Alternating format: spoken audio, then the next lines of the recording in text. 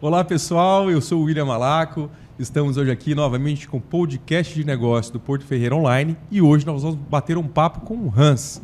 Vamos conhecer um pouco mais sobre o trabalho dele, também conhecer um pouco da história, um pouco da sua empresa. Hans, seja bem-vindo e quero agradecer pela oportunidade, estou bem curioso mesmo para a gente bater um papo aí, entender como é que foi, né, a história da sua empresa, a sua história enquanto empreendedor. Perfeito, William. Obrigado pela oportunidade de estar aqui com vocês, né? Contar um pouquinho da minha história, da história da Móveis Hans, né?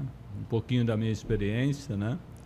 E acho muito legal isso, importante para que os novos, né, possam aprender, ouvir e ver o que a gente já passou, né? Os perrengues da nossa vida, né? Isso é o que é o mais bacana, né? Eu falo que esse nosso podcast ele é justamente para isso, é para inspirar as pessoas, é para dividir a experiência daquelas pessoas que nós trazemos aqui, né, para esse bate-papo, é conhecer dos perrengues que são importantes, né, Hans? A gente estava antes de iniciar aqui conversando um pouquinho e a gente falou justamente sobre esse assunto, né?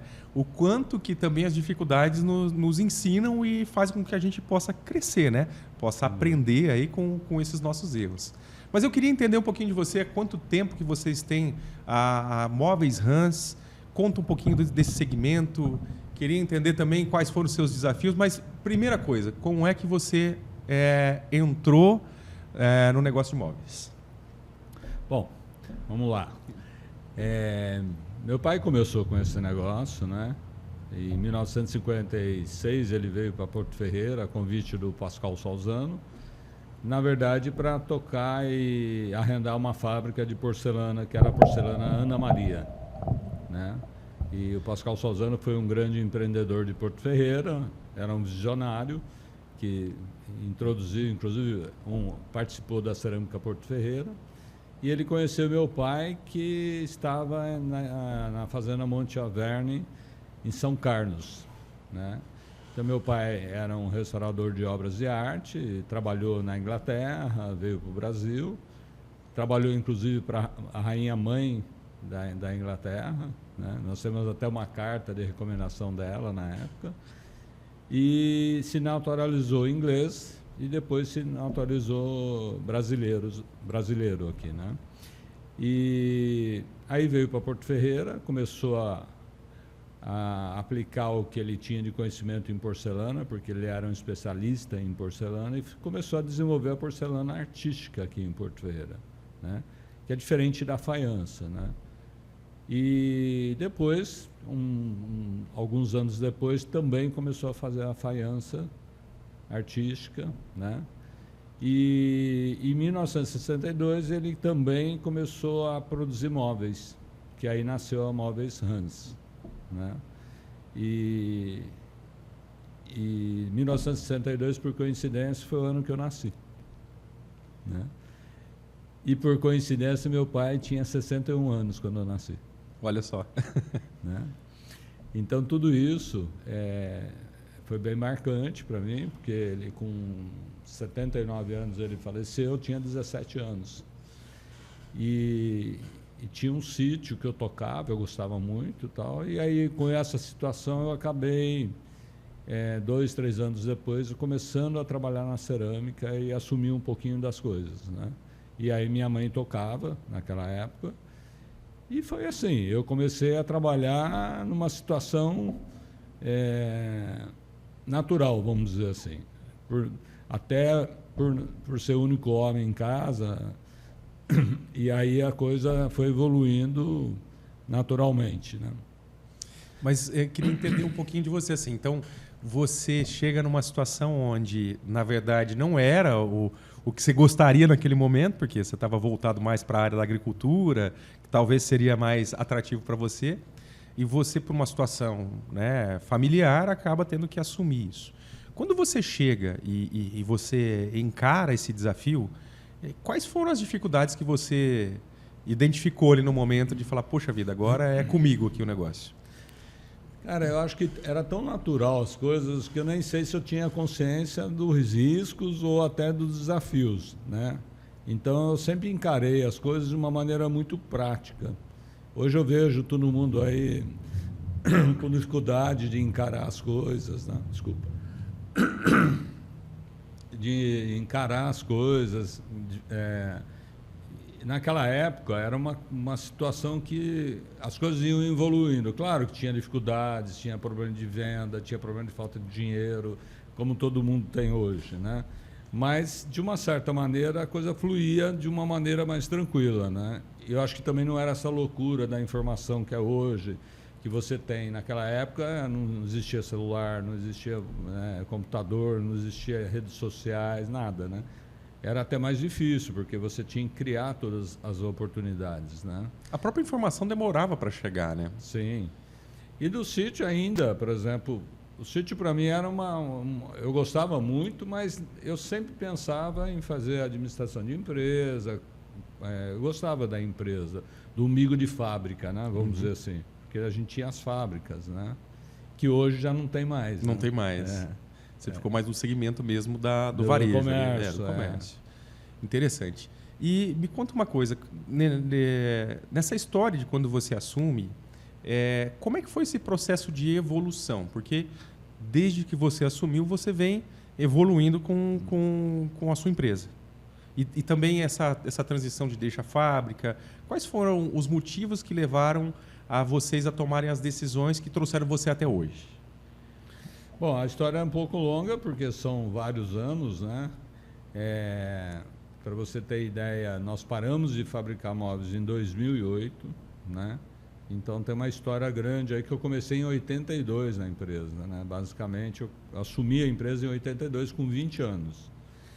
E eu gostava muito da parte da cerâmica, porque eu me identifiquei bastante com a produção de cerâmica.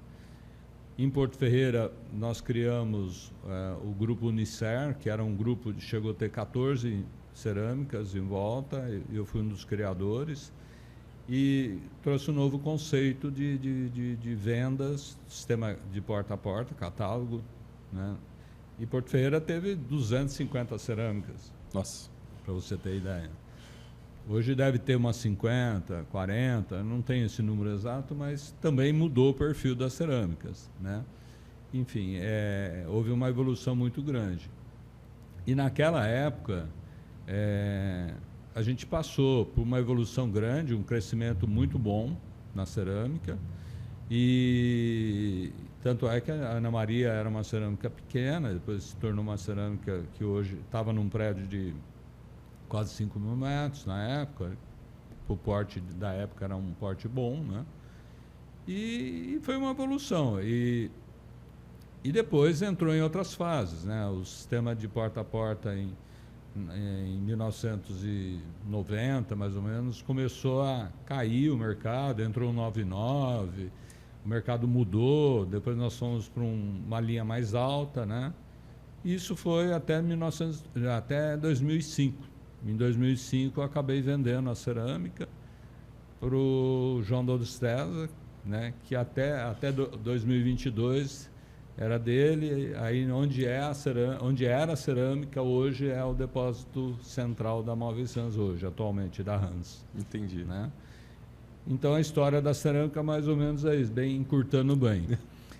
E o móveis, ele vinha paralelo. Eu cuidava também do móveis, né? Mas de uma maneira um pouquinho mais longe, mais na parte administrativa.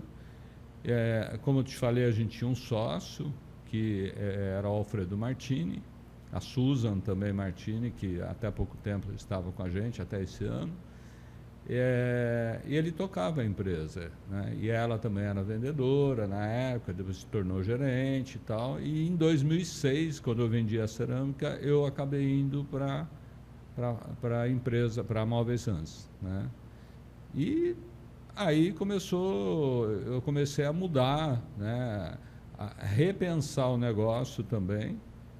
Em 2003, nós fizemos uma parceria muito boa com uma outra empresa de móveis, fizemos uma parceria que deu uma alavancada muito interessante, porque a gente fabricava praticamente tudo, e aí essa empresa começou, a parceria nossa trouxe produtos mais contemporâneos, que deu uma outra perspectiva para a Móveis Sans, porque a gente fazia um móvel mais colonial, maciço, imógno.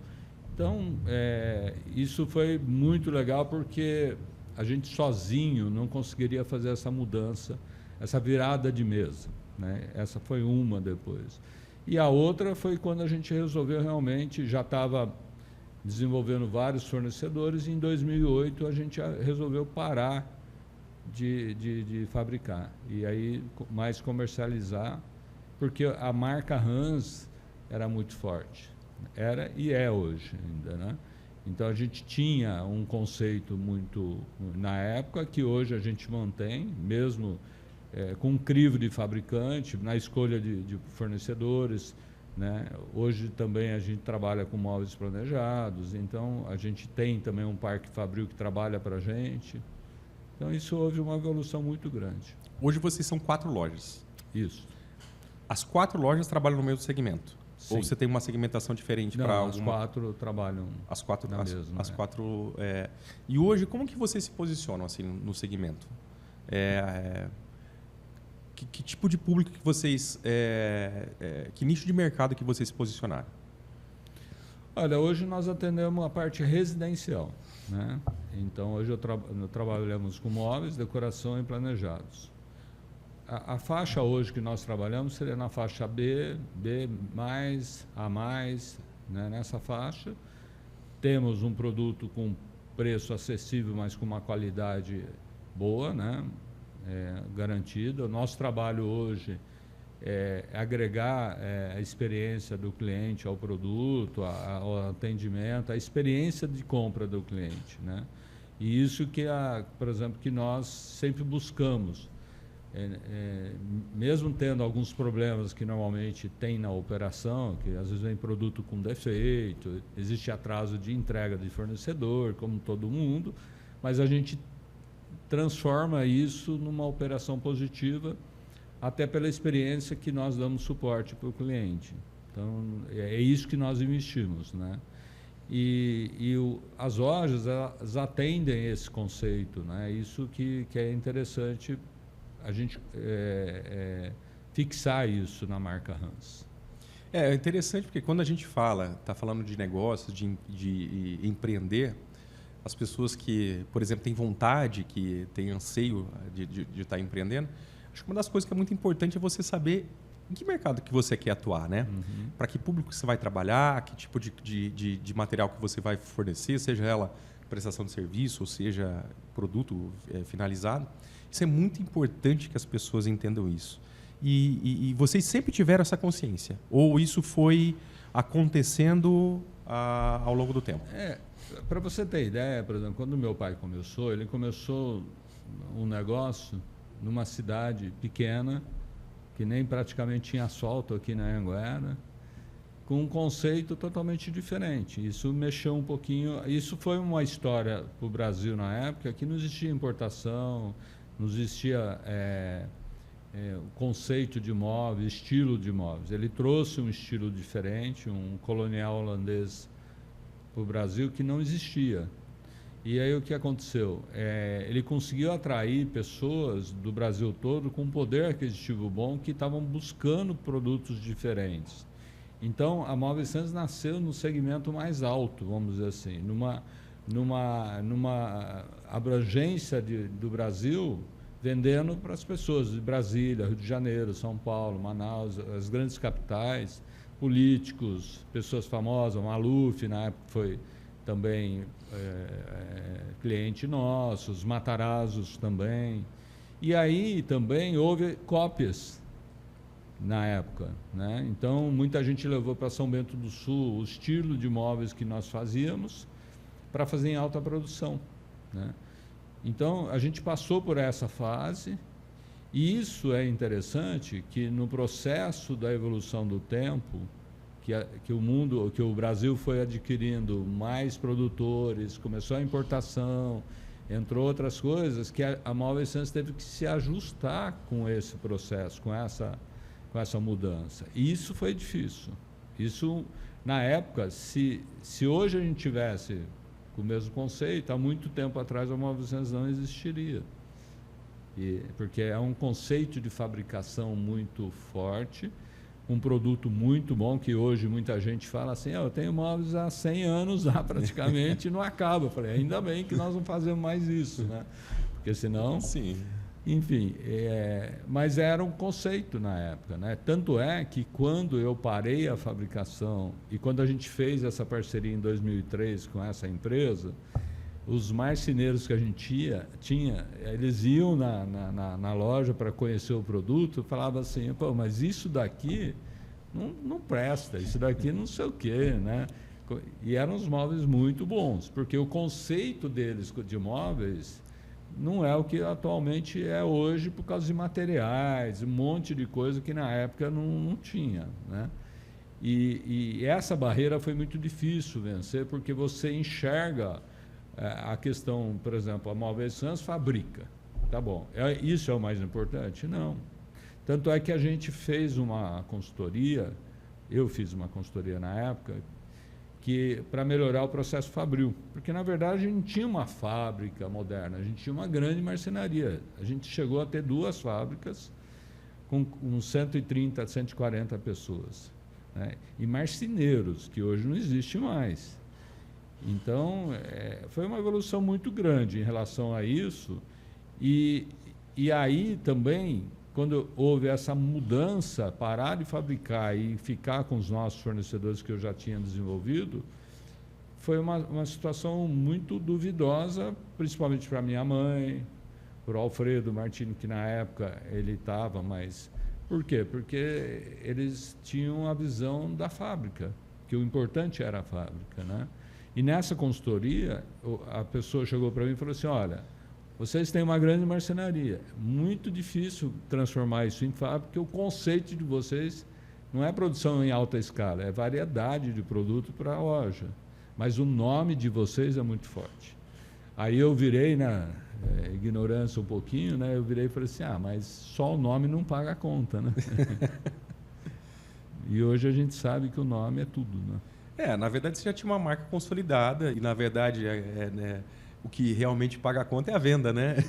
E você tendo um produto que se encaixa dentro do teu negócio e para o teu público-alvo, né? Então, conseguindo converter aquele produto, identificando aquele nicho e você fazendo as movimentações, é o que, de fato, paga a conta, né? Sim. Mas hoje o mundo, a gente estava falando, na internet hoje, se a pessoa fizer, por exemplo, um bom Instagram, um bom vídeo, mesmo que ela abra a empresa hoje, ela consegue mostrar para as pessoas muita coisa interessante. Mas muita gente acaba se encantando com isso. Mas hoje a grande pergunta é quem são essas pessoas? Se eu posso confiar, eles vão me entregar. E é isso hoje que pesa muito nas empresas, é o que elas construíram ao longo de um tempo que está atrelado à marca, né? E isso foi uma virada de chave há 2, 3 anos atrás, que a gente vem trabalhando nesse projeto. E o ano passado, esse ano, na verdade, a gente consolidou, que é a mudança do logotipo da Móveis Sans, que a gente sempre tratou como Móveis Sans, para a marca Hans. Entendi. Né? Então, nós fizemos isso porque nós entendemos que a marca Hans ela é única e forte em relação a isso. E tirar o móveis do primeiro, porque o móveis ele acabou sendo, antigamente se fazia assim, supermercado São João, né? E assim, móveis tal, né? Refrigerante Coca-Cola, né? Depois virou Coca-Cola. Então, isso mostra a força da marca, né? E aí nós entendemos isso e hoje nós trabalhamos muito isso também, esse conceito dentro da própria empresa. Hoje nós temos um trabalho que somos Hans dentro da empresa, que todos os funcionários hoje têm essa mentalidade. Hans, conta pra gente um desafio que você teve aí durante esse percurso de 82, que você falou que você estava mais dentro do negócio, são 42 anos, né? Correto. É um tempinho aí. Conta, sei lá, talvez um relato assim que seja interessante de um desafio onde você talvez pensou em até desistir. Ou nunca passou isso pela sua cabeça? Ou talvez mudar o segmento? Porque, assim, empreender no Brasil já é um grande desafio por si só, né? Mas eu imagino que você deva ter passado aí por mudança de moeda. A gente tem que estar o tempo todo preocupado com a questão tributária, né? Para se encaixar melhor, para ter um melhor rendimento dos negócios. Mas eu queria entender assim, qual foi um grande desafio ou uma grande virada de chave, mudança de mentalidade que fez com que você crescesse, né? Que desenvolvesse mais o seu negócio. Sim. Uma dos perrengues aí é exatamente essa decisão de parar a cerâmica, por exemplo. Esse foi um perrengue, né? Porque era uma empresa grande, foi uma decisão muito forte, porque eu entendi assim, a cerâmica, ela consumia muita energia para um mercado que ele não estava ainda maduro, no sentido, muita gente fazendo cópia, vendendo preço, e mesmo que a gente tivesse uma empresa bem estruturada, era muito cansativo você estar sempre fazendo modelos novos, mudanças, e o mercado não valorizava tanto isso. Isso daí me cansou, me estressou, né? E financeiramente afeta também, né? E aí foi uma decisão parar a cerâmica, né? Eu acabei vendendo a empresa e ficamos com os imóveis e fizemos locação dos imóveis, né? Do imóvel, né? Da cerâmica. Esse foi uma decisão difícil para mim, mas mas por conta da quebra da receita ou da empresa em si que tinha? Não foi nem quebra da receita, mas foi mudança de vida. Eu já estava cansado, porque nós chegamos uma época, entre cerâmica que eu montei, eu tive 5 fábricas. Eu tive 2 fábricas de cerâmica, de móveis. Aqui em Porto Ferreira tinha uma fábrica em Pirassununga e 3 fábricas de cerâmica, né? E nós chegamos a ter 360 funcionários. Então chegou uma hora que esgotou, sabe? Eu tinha que... Aí nós fomos diminuindo, mudando os negócios. Hoje nós temos cerca de 40 pessoas, né? E isso eu cheguei a um ponto, falei, não é isso que eu quero, e aí eu comecei a me dedicar a móveis. A minha irmã ainda falava assim, a móveis que é a que você tem que dar mais atenção, né? E na verdade, realmente ela tinha razão, e eu acho muito interessante hoje o trabalho que nós fazemos, porque tem valorização do trabalho, entende? A cerâmica houve uma mudança muito grande também, houve uma valorização, muita gente sofreu, muita gente conseguiu se posicionar bem, entendeu? E na época eu não tive energia muito para fazer tanto isso não, porque tinha os 2 negócios, tinha que escolher um, né? Quais são os locais hoje que a Móveis Rans está atuando? Quais são as cidades? Nós temos em São Carlos, em Araraquara e Rio Claro. E Porto Ferreira. Exato, que é a matriz. E essas unidades, elas nasceram quando? Como? As unidades, elas vieram quando? Começou em Porto Ferreira. Começou em Porto Ferreira.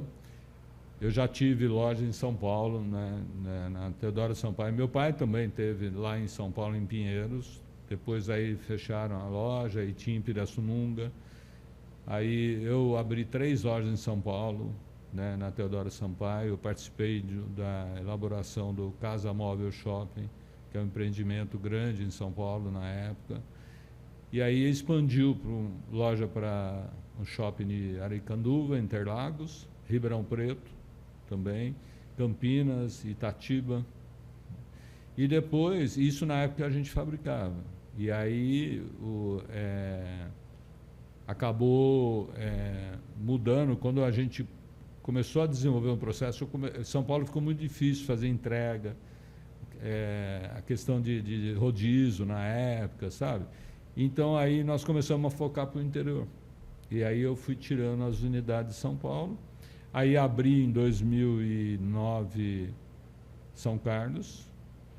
Aí 2010 foi Araraquara e o Claro 2022, que é o mais recente. Bacana. E qual que o que você julga assim para quem está empreendendo, né? Quais são as habilidades que o empreendedor tem que ter? Bom, eu acho assim que, acho não, tenho certeza, a questão da pessoa acreditar naquilo que ela está fazendo. Isso é importante. E também acreditar que ela tem que, muitas vezes, mudar a maneira de pensar e de enxergar. Então, isso é um pouquinho... E acreditar um pouquinho também no instinto, na percepção também. Além, claro, de ter os seus controles. Hoje tem muita coisa, RP, CRM, muita coisa que ajuda na gestão, né? Ter os procedimentos bem definidos, gente treinada, né, e tudo isso. Mas, como negócio, como instinto, a pessoa precisa realmente ter uma visão 360 graus daquilo que ela está fazendo. E você julga que quais tipos de conhecimentos e habilidades? Por exemplo, eu tenho uma visão 360. O RP, o CRM, ele vai me dando o norte dos meus números, das minhas métricas, mas eu tenho que ter algumas habilidades próprias ou voltadas para o empreendedorismo para que eu consiga enxergar e transformar esses números, essas informações em resultado. Uhum. E como é que você enxerga isso? Como que você entende? Quais habilidades seriam essas? Olha, além de todas as ferramentas técnicas que a gente aprende, né, o que difere uma pessoa da outra é você ter um senso de acompanhamento do seu negócio, da satisfação de quem você está servindo, né? Essa é uma percepção muito importante. Parece que muita gente, às vezes eu vejo colegas meus que têm empresa, que eles falam, pô, mas os clientes são chatos, sabe? Os clientes não sei o quê. Falei, cara, você está falando mal de quem te sustenta? Se você chama seu cliente de chato, que eles são muito exigentes, porque você não está preparado para atender eles. Entende? Então, isso é um elemento básico hoje para qualquer empreendedor. Entender que o cliente é mais importante do que ele. É o cliente que paga as contas, é o cliente que traz, né, traz o sucesso para a empresa. O que nós temos que entender é o que nós podemos fazer para que o cliente não se torne chato, né? Eu acredito que assim, um bom preparo, né, da empresa para estar recebendo todo tipo de público, né? Porque, logicamente, o nível de exigência de cada um ele é individual, né? Por exemplo, eu posso, vamos lá, pegar o modelo do teu negócio. Eu posso comprar um sofá por N fatores, né? Eu posso comprar um sofá porque eu quero conforto, eu posso comprar um sofá porque eu quero estilo, eu posso comprar um sofá porque eu quero, sei lá, que o encosto seja diferente, o material. Então, tem vários fatores. Eu acho que o que mais é importante, no meu ponto de vista, é entender o porquê. Eu estou querendo adquirir tal determinado... Por que o cliente quer adquirir aquele produto? E muitas vezes, tanto a empresa ou quem está representando a empresa na parte das vendas não consegue chegar nesse conceito, nesse ponto. O porquê que você quer adquirir determinado produto? Para que você vai fazer a utilização desse produto? Muitas vezes é só decoração, né? Mas em outros casos é usual, é para todos os dias. Seja para minha empresa, seja para minha casa ou para qualquer tipo de coisa. E eu acredito que se a gente consegue entender o outro lado, o motivo real ao qual ela nos procura para buscar o nosso produto ou o nosso serviço, aí sim eu consigo então entender que não é só a chatice, digamos assim, mas o nível de exigência que cada um precisa para aquilo que ela está buscando. E quando a gente não consegue chegar nesse conceito de saber o que é, aí realmente começa a ficar uma relação chata, né? Sim. Digamos dessa forma. O que eu me referi em relação à visão do cliente vem muito do CEO da empresa, ou do dono da empresa, né? E aí ele reflete isso para baixo, ele reflete isso para a cadeia toda, entende? O que hoje, por exemplo, o que está acontecendo no mercado hoje? Eu sempre falo assim, todo mundo fala, após pandemia mudou muita coisa, tal. Eu brinco assim, para mim o que mudou mais hoje é o pós-Mercado Livre. Porque, na verdade, o Mercado Livre imprimiu uma necessidade do mercado que antes você fazia a compra, por exemplo, na internet, se entregava em 30 dias, você estava feliz. Hoje, se não entregar no mesmo dia, você já está reclamando que não chega hoje. Realmente o mercado ele mudou demais essa questão de logística, né? O mercado E tem digital, um outro né? fator que comprar também hoje no online tornou a pessoa uma compra solitária. Então as pessoas compram, né, elas precisam entender do produto, etc, beleza, tal, mas tem uma carência no mercado que as pessoas acham que na loja física o cliente tem que chegar e comprar.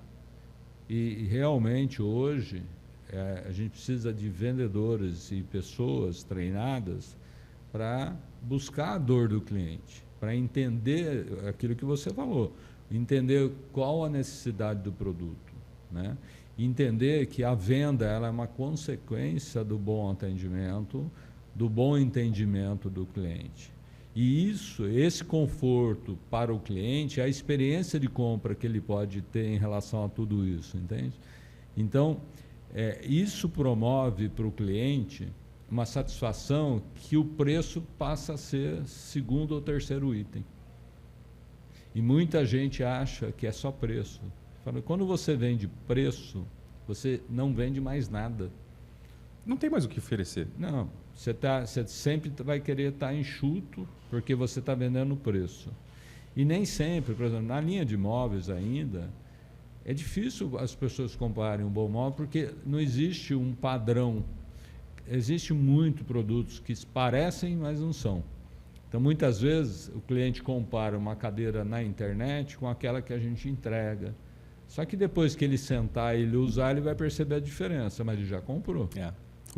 Parte do dinheiro já foi embora. Então, é o desafio nosso mostrar para ele o que nós oferecemos de produto e de assistência, de toda a entrega. Essa questão da dúvida do produto que muitas vezes a gente mostra para o cliente. E tem outro fator muito importante, né?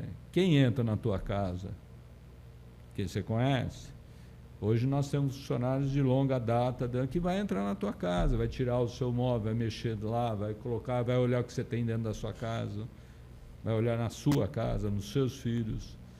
Entende? Então, essa é a responsabilidade da Hans, é entregar para o cliente uma posição, né? Nós estamos dentro da casa sua e nós estamos aqui, nós temos 62 anos, nós estamos aqui, nós somos responsáveis. Então, hoje isso tem muito valor. Você sabe que a minha primeira experiência em comprar online, assim, há muitos anos atrás, né? Eu me lembro de ter comprado um móvelzinho pequeno, eu não me lembro, eu acho que era uma rack, uma coisa assim. O preço era muito interessante na época da internet, eu falei, vou comprar. De repente chega um pacote, uma caixinha. Eu falei, mas cadê o móvel, né? E estava ali e precisava montar, né? O famoso tijolo? Não, mas era um móvel mesmo, eu tinha que montar. Tá. Aí eu, como um bom montador de móvel, falei, o que eu vou fazer com esse... Né? Vou tentar pegar o manual e ler. Então, só que para isso ele tem que compactar, a gente tem que pensar em logística. Sim, claro. Né? Então, nunca que ele vai entregar um móvel, por exemplo, inteiro. Ele vai estar desmontado, vai ter partes. E aí você não sabe para onde você recorre. Porque hoje também tem uma dificuldade de mão de obra, de prestador de serviços, de você conhecer pessoas que conseguem entregar aquilo que você está procurando. Ou, sei lá, pessoa de confiança para contar dentro da sua casa, né?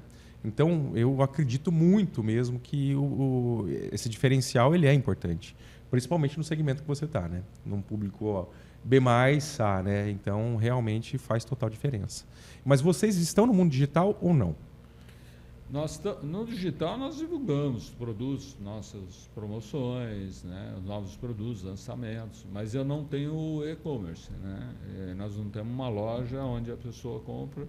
Nós já fizemos um teste há uns anos atrás e nós percebemos exatamente isso, que o cliente olhava no e-commerce e ia lá ver o produto na loja. Tanto é que hoje, grandes players hoje que estão no e-commerce estão abrindo lojas físicas, para dar para o cliente experiência de produto, né? Então, você vê que essa combinação ela é importante. É claro, você pega, por exemplo, questão do Mercado Livre, ou Shopee, outros que estão aí, estão realmente no segmento correto. Eles têm uma atividade focada nisso, vender online. Não é da experiência, né? No caso de imóveis é mais complexo, porque você quer comprar um sofá, você quer sentar numa cama, você quer deitar no colchão, por exemplo, sentar numa cadeira, etc., e experimentar. Mas o mercado também online, o pessoal está naquela, tipo assim também. Eu compro barato, se vier é legal, tudo bem, se não vier, eu devolvo em 7 dias, que ele tem o direito dele também. Mas só que a experiência que ele teve nesse processo, que ele quer resolver o problema, ele não resolve. Ele nunca fica satisfeito, entendeu?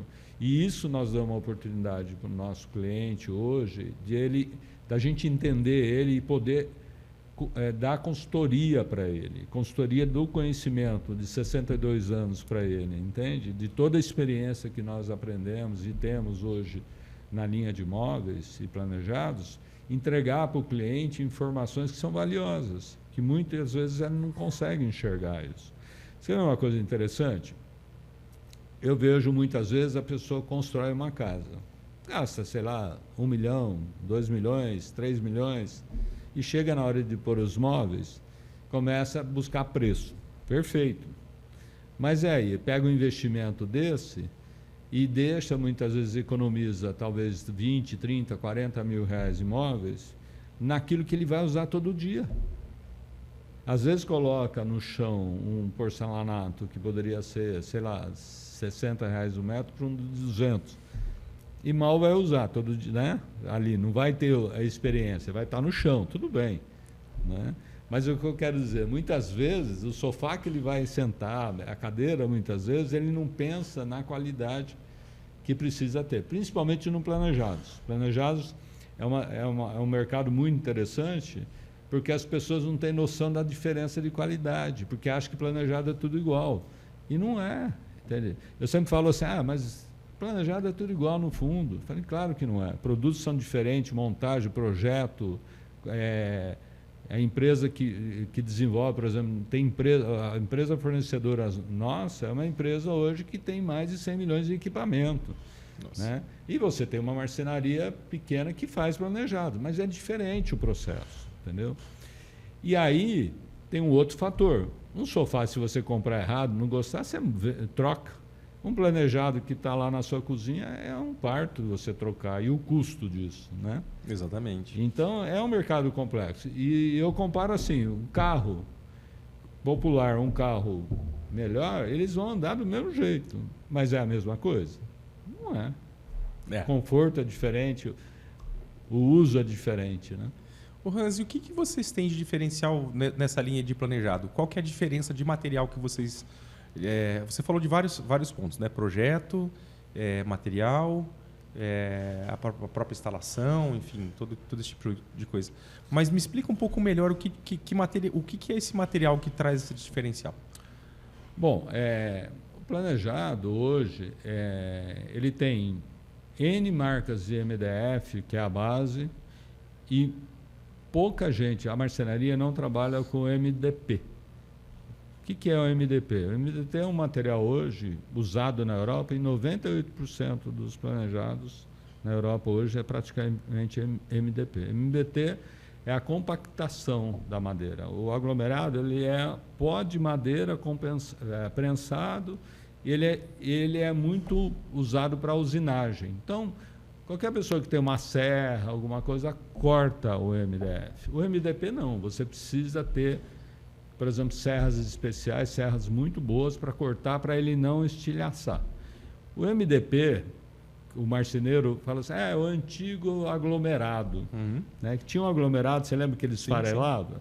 O MDP ele nasceu do aglomerado, só que hoje ele é tecnicamente muito evoluído, porque eles são camadas diferentes, e ele é mais leve que o MDF, e ele tem uma resistência mecânica melhor, principalmente para esse tipo de tampo, coisas retas e longas, ele tem maior resistência e menor empenamento. E também você tem fixação melhor. O MDF, se você pôr um parafuso e tirar e colocar de novo, ele já não vai ter o mesmo aperto. No MDP você consegue ainda manter várias vezes o aperto, né? E também é um pouco mais resistente à água também, né? Ao inchamento. Essa é uma diferença que nós trabalhamos também. Outra coisa é fita. Essa lateral aqui é uma fita. Você pode pegar uma placa da Eucatex, por exemplo, o marceneiro vai ter, a indústria também vai ter. Só que na hora de colar a borda dele, o equipamento de colagem da borda que a fábrica tem, eles usam cola PUR, por exemplo, que é uma cola que ela fecha totalmente o contato da fita. E a fita também que é usada normalmente nas fábricas é de 1 milímetro, do marceneiro é 0,45, porque ela é mais flexível. Na máquina ela consegue usar uma fita mais grossa também. E a colagem fica perfeita. Então, por exemplo, se eu pegar um MDF fitado com cola PUR, tudo certinho, eu posso jogar lá dentro da água, que ela não vai absorver a água. Na colagem, na marcenaria, como é feito na mão, com cola de contato, algumas coisas, ela sempre vai ter alguma entrada de ar. E na entrada de ar também existe uma entrada de umidade. E muitas vezes a fita solta com o tempo, dependendo da situação. Então, além disso, de materiais que eu estou falando, desde ferragem, tipo de dobradiça, aí vai um universo muito grande, entendeu? De produtos, o projeto, soluções de projeto também, né? Às vezes um projeto mais elaborado também faz uma diferença. E eu acho que uma das coisas que eu tenho certeza que também os clientes que têm feito com a gente e gostam muito é o processo. Por exemplo, nós conseguimos entregar o material na casa do cliente em 25 dias úteis. Eu consigo entregar para você o material e aí nós fazemos uma montagem. Então, a experiência do planejado, muitas vezes, ela é complicada, porque o pessoal, normalmente, ou tem um prazo muito grande ou não cumpre o prazo. E a experiência que nós fornecemos para o cliente é um processo onde o cliente também ele tem muita informação no processo. Então, não é aquele negócio que ele sonhou no papel e depois ele vê lá acontecendo diferente. E depois que ele já comprou, ele já pagou e já está lá, ele quer ver aquilo pronto. Mesmo que não é aquele sonho que ele tinha, ele acaba aceitando. Então, a experiência acaba não sendo boa. Então, assim, planejados, na minha opinião, hoje, e é ainda o maior índice de tombo no mercado de moveleiro, porque é onde envolve valores maiores, existe um prazo muito grande e o pagamento, muitas vezes, acaba acontecendo antes. É isso, basicamente. E hoje representa quanto, assim, da Hans, o segmento de planejados? Olha, é um mercado que a gente começou forte esse ano, né? Hoje nós temos mais ou menos aí em torno de 10%, né, do nosso faturamento, porque nós estamos crescendo nesse mercado e nós estamos fazendo isso aos poucos. Gradativo. Gradativo porque nós estamos muito mais preocupados com a experiência do que no faturamento disso, né? E como a gente também está agregando isso à nossa estrutura, não é um negócio que eu sou obrigado a sair vendendo, né, para poder pagar uma nova loja, etc. E nós estamos estruturando isso aos poucos. E é o interessante que muito cliente Hans, eles ficaram muito surpresos em relação a isso também, que a gente trabalha, e querem e sentem necessidade de alguém que entregue para ele alguma coisa que ele tenha certeza de que aquilo vai acontecer conforme o sonho. E bem que você fala, né? Dentro desse contexto, por exemplo, talvez a gente não dê tanto valor no projeto, mas é ali que tudo nasce, né? E talvez aproveitar o espaço, você conseguir trazer mais elementos ali para o móvel, e essa segurança de você ter um prazo de recebimento, que eu acho que essa é uma das maiores dores, né, que a gente tem. Sim. Pô, vou fazer um planejado e sabe Deus quando isso vai se realizar, né? Exato. Essa é uma dor grande do mercado de planejados, né? E é aquilo que tu falou, o projeto, quando você enxerga o projeto, você está enxergando ali um sonho, né? Diferente de você comprar uma loja, um produto, e você está vendo o produto e sabe o que você está comprando. Essa é uma grande diferença. Hans, você falou que tem um time hoje de 40 pessoas e antes da gente começar aqui o nosso bate-papo, você também falou que tem um processo de transição aí já da família também, né? Então tá indo para a terceira geração, é isso? Isso. Os filhos já participam. Já. Como é que você se organizou para isso? Como é que a empresa se organizou para fazer essa passagem de bastão? Em 2017, a gente teve uma reunião de conselho na época e a gente já programou durante os 5 anos seguintes a gente começar a pensar em sucessão ou achar uma solução para a empresa no futuro, que eu também não quero ficar trabalhando muito tempo, né? Pelo contrário, agora eu estou trabalhando mais, né? Porque os filhos estão aí. Mas foi meio natural. Minha filha, em 2015, final de 2014, ela se formou em design de interiores. Ela trabalhou em São Paulo e aí ela sempre gostou do design de interiores, independente da Hans, né? Eu nunca influenciei ela e ela sempre gostou muito disso.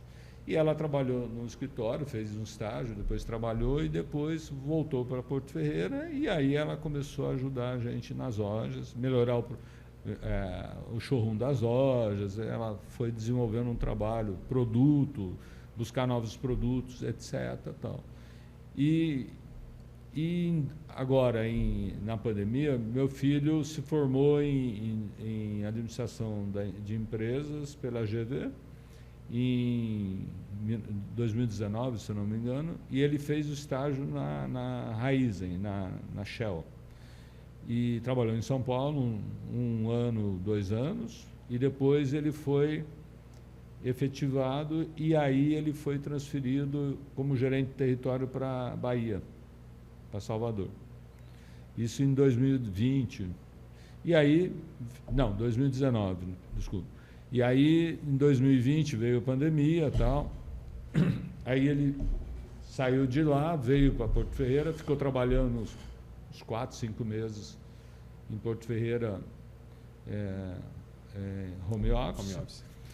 E aí a gente estava com um projeto que chamava Hans One, que a Laís ia tocar, que é um projeto para atender os design de interiores, com produtos diferenciados. Só que esse projeto ficou meio parado porque a própria empresa engoliu a Laís dentro da rotina normal dela. E aí eu convidei ele para tocar esse projeto, né? E aí ele aceitou e eu também achei muito interessante dele. Ele queria voltar para Porto Ferreira também, que ele é muito família também, né?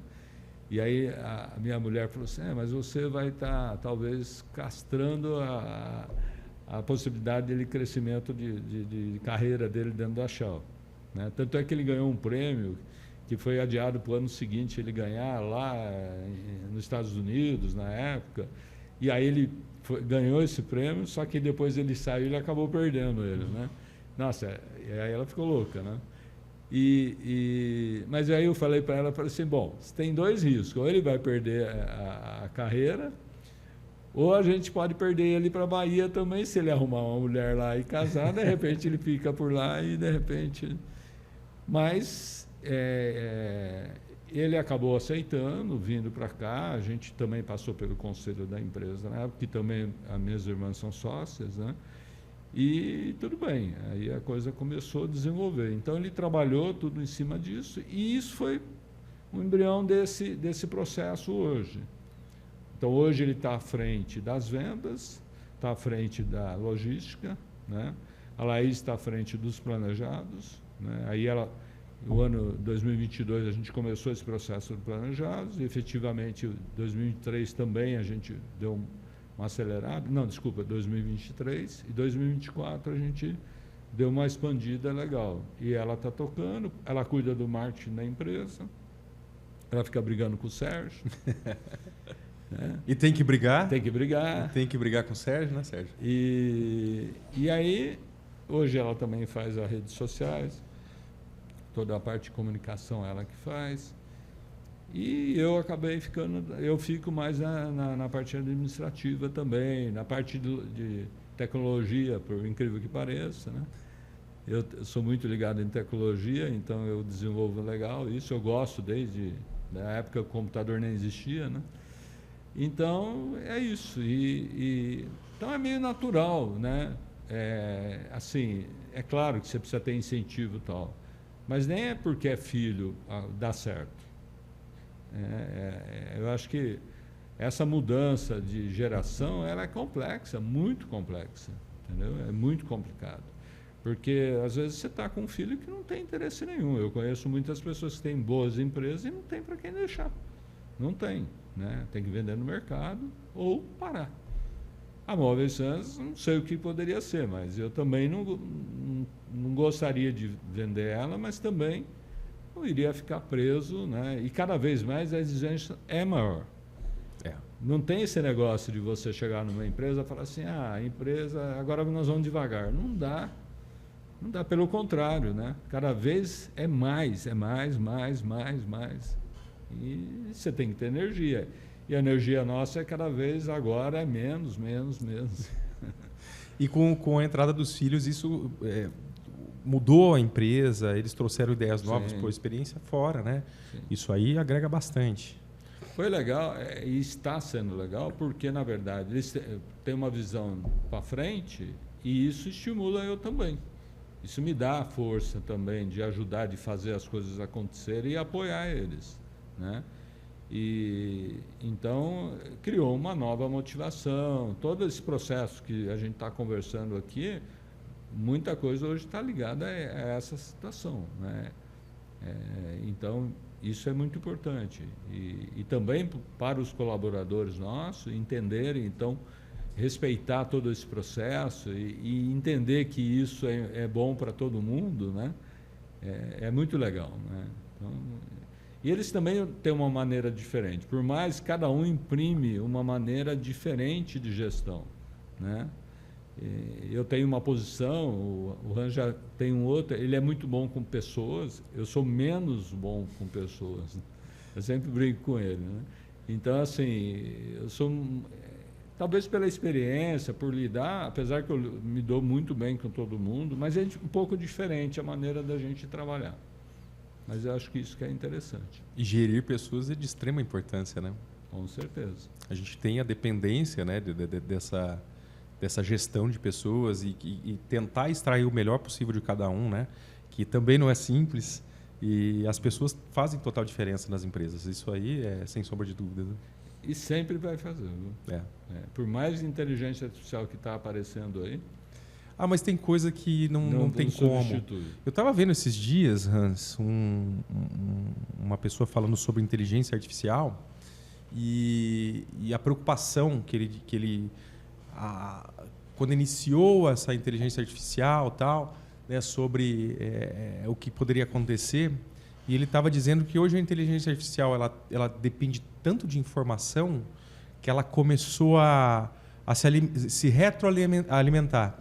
Então, a própria produção daquilo que ela tem de conhecimento, ela está se alimentando novamente. Então, acaba se limitando. Quer dizer, e muita gente, né, que trabalha de forma científica tem deixado de publicar muita coisa. Por quê? Porque não faz sentido você deixar com que a inteligência também pegue tudo isso e vá transformando, e nem sempre de uma forma correta, né? Porque a inteligência artificial ela também é limitada, né? Ela tem as suas limitações. Ela é ágil, ela é rápida, ela ajuda a gente no dia a dia. Eu uso inteligência artificial para muita coisa, né? Até o pré-atendimento, eu tenho isso dentro da minha empresa, o pré-atendimento a própria inteligência faz. Tem muita coisa que dá para a gente usar hoje com inteligência artificial, mas eu acho que vai ter coisas que vai ser muito difícil ser substituído. Você lembra, deve ser da sua época também, a Barça? Sim, claro, com certeza. O conhecimento do mundo estava na Barça, né?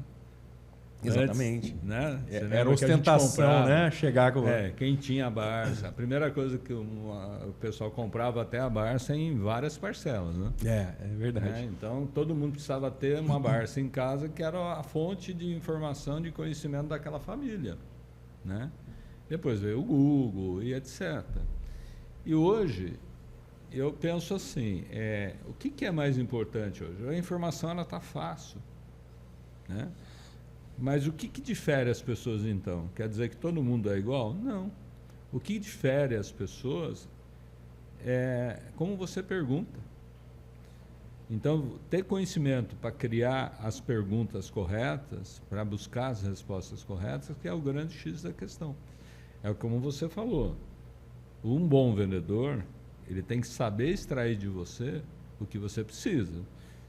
E para fazer isso, ele precisa saber perguntar. Ele não precisa ter conhecimento. Tem vendedores que têm muito conhecimento que atropelam o cliente. Ele não consegue extrair. Ele já deduz o que o cliente quer. E isso é um grande erro. E muitas vezes as pessoas que têm muito conhecimento, elas também deduzem muita coisa sem conhecer as pessoas. Tem alguns princípios, um deles de neurolinguística, por exemplo, que diz que na relação de duas pessoas, o mais inteligente é o responsável pelo sucesso da comunicação. E pouca gente pensa assim. Às vezes a pessoa sente, uma pessoa que é humilde e tudo, que ela tem mais domínio sobre, né? Ela não acha que a pessoa, o que ela está falando não tem um valor devido. Então ela tem que valorizar isso para poder extrair daquela pessoa o que ela precisa. E da inteligência artificial, por que eu estou falando isso? Porque exatamente isso hoje, a inteligência, ela é um Google inteligente, só isso. A vantagem é a rapidez que você busca as informações. Mas depende muito como você pergunta elas, como você busca a informação. E também tem um crivo para poder entender o que ela vai trazer, para você selecionar aquilo que realmente faz sentido e que faz diferença. Então, acho que a questão da inteligência artificial hoje, ela está assim, nós estamos usando a inteligência artificial, por exemplo, para fazer o primeiro atendimento hoje no WhatsApp, por exemplo. Porque se você perdeu o sono lá para as 3 da manhã e quiser perguntar sobre imóvel, você vai ter resposta. Exatamente. Entendeu? Então, esse tipo de trabalho, hoje, a inteligência artificial é muito legal, entendeu? Mas, para usar ela realmente, para ser um grande diferencial, as pessoas também têm que pensar diferente, entendeu? Buscar essas informações. E muitas vezes isso leva o que as pessoas? Aprenderem a pensar. E esse é o maior problema hoje. Muita gente não quer pensar. Ela quer a coisa pronta. E aí a coisa não anda. E aí difere uma pessoa da outra. Então, quer dizer, sempre vai ter essa diferença. Né? Por mais que o mundo mude, né? Ninguém vai perder emprego. Né? Assim, claro, vai ter mudança de alterações. A indústria evoluiu, né? Evolui. Como aconteceu com o robô na época, que falava que a indústria automotiva cheia de robô, que todo mundo ia perder emprego e tal. Muda suas posições. Muda as posições. Mas o que é mais importante, para quem quer dizer, o mundo sempre mudou. Né? Eu falo que a gente está em processo de evolução constante. Né? Seja de informação, seja de tecnologia. Você mesmo falou ali dentro do teu negócio, desde a parte cerâmica até hoje, é um processo evolutivo. A cada ano, a cada semestre, a cada biênio, digamos assim, você tem os seus projetos que vão acontecendo, até mesmo para que possa acompanhar o mercado. E essa evolução também do modelo de trabalho, ela acontece, mas o que é muito importante, né, que muitas vezes as pessoas deixam de pensar, que a gente precisa estar preparado para isso. Né? Eu preciso estar preparado para assumir novas posições. Né? Tanto as pessoas que estão na linha de produção, gerenciamento e tudo mais, e as empresas também, porque... Quantas empresas que a gente não viu sumir do mercado, né? Sim. Vamos lá, vocês disseram que vocês tiveram o prazer de atender os Matarazzo, né? Sim. Que foram... Matarazzo era um grupo que, se alguém olhasse, fala, nunca vai quebrar. Né? Exatamente. Então, logicamente que aí tem N fatores que aconteceram para que essa empresa não evoluísse, mas muito provavelmente atualizações aí que acabam ficando no meio do caminho, né? Eu penso assim, é interessante, por exemplo, as pessoas que, como eu estava falando para você no início, até antes da gente conversar, que às vezes o sucesso de uma empresa, nem quem criou ela entende direito o que aconteceu. Então a evolução às vezes é muito grande. Mas quando ela começa quando ela não entende, quando ela não domina isso, é um perigo, porque ela ganhou de uma certa maneira, ela pode perder de outra maneira, né? E a questão também da evolução da empresa, da estruturação para crescer, aquilo que a gente estava falando, que é o mais difícil. Né? A pessoa acha que achou a mina de ouro e acha que aquilo vai continuar o resto da vida, e o mercado muda, e hoje muda muito rápido. Um produto que em janeiro fez muitas vendas, em junho já não está vendendo mais. Você tem que buscar novos conceitos, novos produtos, e assim vai. Né? É muito rápido. Né? Antigamente você tinha uma linha que durava 2, 3, 10 anos. Né? Enfim, a evolução da empresa, para quem criou ela, está no sangue. Para o filho, ele aprende, ele também começa a entender isso, entendeu? Porque ele pega um pedaço disso. E na terceira geração, que é o nosso caso, que é o mais complicado ainda, exatamente porque eles não têm essa percepção. Porque eles já estão numa vida melhor, já tem um processo melhor, já está numa zona de conforto melhor. E aí o que acontece? Mudar a pessoa da zona de conforto que é o maior problema.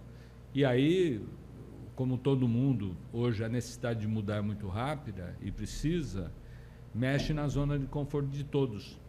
Desde quem é dono das empresas e mesmo quem está trabalhando profissionalmente. Sim. Então, a renovação também de tecnologia, você está falando da área dental, né, que sofre o quê? Um monte de evolução. Às vezes o cara comprou equipamento, pagou lá, está pagando em tantos meses, o processo dele já era, né? Ele precisa mudar. Então é um processo contínuo, né? E isso as pessoas hoje também tá tendo que acontecer. Então mexe com o conforto de todo mundo. Então, e incomoda isso, mas é necessário. O crescimento dói, né? Dói. O nosso processo de crescimento enquanto pessoa mesmo, né? Sei lá, eu tenho 2 bebês em casa, né? Um vai fazer 2 anos e o outro está com 60 dias, né? Com 2 meses.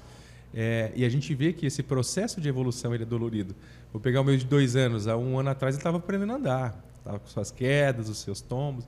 Então, eu sempre comparo o nosso crescimento enquanto pessoa também com o crescimento com os nossos negócios, porque realmente incomoda, dói, é difícil, sai da zona de conforto. Pensar que muitas vezes você vai ter que usar ali daquele capital que talvez você queria ter ele disponível no seu caixa, mas você vai ter que reinvesti-lo. Você vai ter que pensar que muitas vezes você tem que deixar de realizar alguns sonhos pessoais para poder fazer com que a sua empresa desenvolva. Não é simples, né? A gente muitas vezes quer satisfazer o nosso ego, mas na verdade a gente nunca pode matar a galinha dos ovos de ouro, né? Com certeza. É o que você falou, né? Olha como é a evolução de uma criança que está na barriga, nasce, né? Eu tenho um neto também que vai fazer 2 anos. A evolução é tão fantástica. E depois, com o tempo, essa evolução vai diminuindo. Vai diminuindo. Né? Então, aí você vê, até nós crescemos assim, e as empresas acontece a mesma coisa. E assim, essa evolução de uma criança ela é muito natural até um determinado tempo. Depois vai exigir com que ela faça os esforços dela para que ela possa absorver mais conhecimento e mais informação. Aí já começa a ficar a vida adulta, né? Vem os boletos. Vem os boletos, vem as preocupações, né? Mas é isso. Faz parte da vida mesmo, né? Mas refletindo isso para negócio, para tudo que está acontecendo hoje, tem hora que a gente se perde, porque é muita informação, é muita coisa que a gente acha que está fazendo errado, entendeu? A gente começa a se cobrar muito mais do que deveria, né? E por isso que nós estamos aí com muita gente com doenças mentais, psicológicas, angústia, né? Muita coisa. E antigamente, na minha época, eu ouvia muito pouco. Claro que existia, né? Mas talvez menos também, né? Então, a angústia hoje, celular, WhatsApp hoje, é uma bela ferramenta. Cara, mas a gente é escravo deles. Hoje eu não consigo trabalhar sem. E toda hora você tem que olhar na tela. Hoje é só tela. É tela no celular, é tela no computador, depois você vai assistir uma televisão, é tela, tela e tela. Então é complexo, né? Então, saber o momento de desligar isso e trocar isso, que eu acho que é a grande questão hoje do ser humano, né? Trocar entender que ele tem que ter um tempo para cada coisa. E não dormir com o celular na cabeceira da cama toda hora olhando se caiu algum recado ou não, né? E quando você fala assim das pessoas que estão cada vez mais psicológico abalado, doenças psicológicas e tudo mais, eu acredito que esse acesso à informação, muita informação, E vamos lá, a rede social também não vende só... A rede social vende coisa muito bonitinha, né? Então, essa coisa da comparação faz com que eu me sinta muitas vezes inferiorizado porque eu não consigo ter acesso daquilo que eu estou vendo. E nem sempre o que eu estou vendo é verdade, né? E nem sempre o que eu estou vendo é verdade. Porque as pessoas só mostram aquele velho ditado, né? Só vê as pingas que eu tomo e não vê os tombos, né? A hora de comer uma marmita embaixo da árvore, ninguém está postando, né? Mas na hora que está num restaurante bacana, está todo mundo lá. Com certeza. Então, eu penso assim, é uma evolução, mas você pega, por exemplo, o meu neto, a facilidade que ele lida com a tecnologia, né? Já sabe para onde virar o celular, etc., um monte de coisa, né? Mas é a evolução. A minha evolução é totalmente diferente, né? Talvez eu peguei uma geração que houve uma evolução mais lenta, mas também tem uma história que eu consigo enxergar o que era, o que virou. Sim. Né? Tudo bem que vai virar muita coisa ainda, né? Vai. Muita coisa, né? Hoje eu posso estar falando isso, daqui meu neto pode estar falando daqui quando ele tiver 60 anos. Exatamente. Né? É isso. Hans, bate-papo muito bacana, muito legal. Obrigado por dividir essas histórias. Acho que para a gente encerrar esse nosso bate-papo aqui, eu queria que você deixasse um recado para quem quer empreender, para quem quer entrar no mundo dos negócios. Vou dizer um conselho, mas um recado. O que você diria para essas pessoas?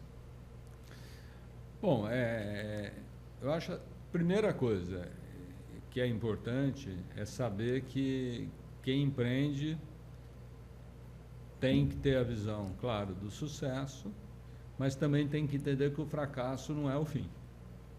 Ele é um estímulo para você mudar e voltar a buscar o sucesso. Esse eu acho que é o mais importante também, e ter muito planejamento, pensar bem, não ter medo.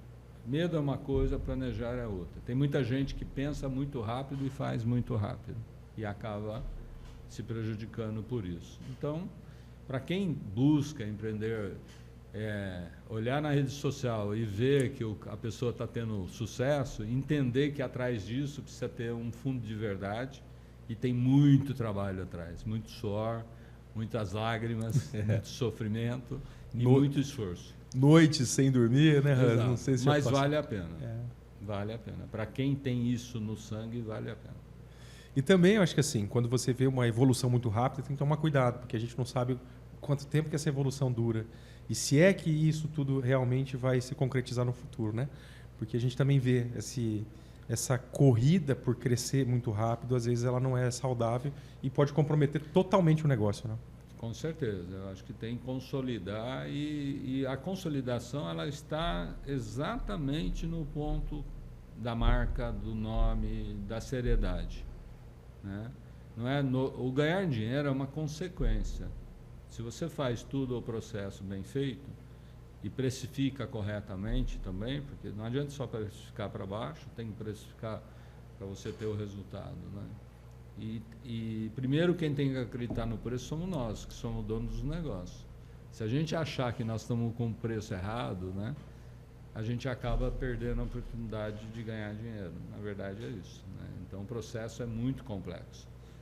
E se você olhar em volta de você, você vai ver no seu ramo, no meu, em qualquer um, que tem N situações acontecendo no mundo, né? Tem. Em termos de preço, produto, a gente fica perdido. Exatamente. Mas é isso. Hans, obrigado pela oportunidade de conhecer um pouco da sua história. Foi muito produtivo aqui. Acredito que tem, para quem vai nos assistir aí, vai conseguir se inspirar em muita coisa. Uma história muito bacana, uma história de família, né? Que você conta do seu pai e tudo isso. Foi muito rico todo esse assunto que nós trouxemos até aqui. Mais uma vez, muito obrigado. Gente, quem nos assistiu até aqui, também quero agradecer. Deixa seu like aí, os seus comentários. E nós temos muita novidade ainda pela frente. Obrigado a todos vocês.